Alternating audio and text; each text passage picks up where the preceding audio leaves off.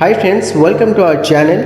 आज आम आपको जनइबू rich dad poor dad book विषय रे। बुकटी पढ़ले आपन जानीपारे धनी माने किभली तांकर संपत्ति बढ़ाई थांती।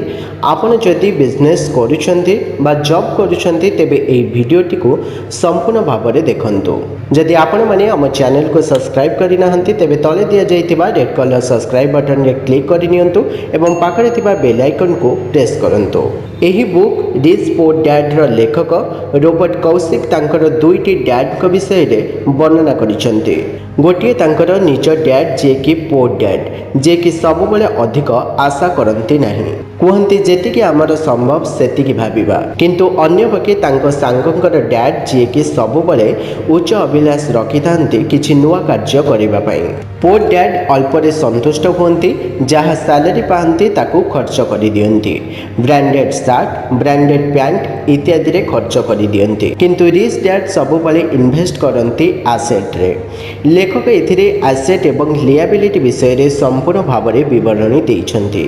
प्रथमे आपण को एसेट एवं लिएबिलिटी विषय रे डिफरेंस बुझाई देउची।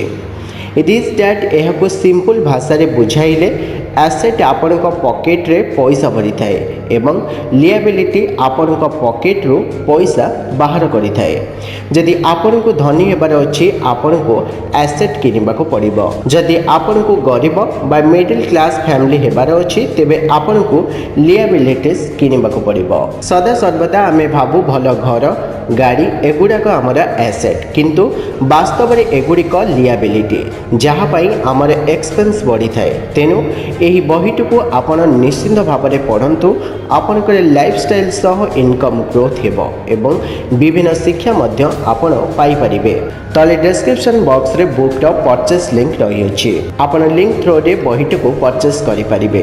एही बहीटी अनेक बिजनेसमैन जॉब होल्डर मानकर बहुत पसंद एवं बेस्ट सेलिंग बुक मध्य। पुणी एक बिजनेस रिलेटेड वीडियो सहित देखा। नमस्कार।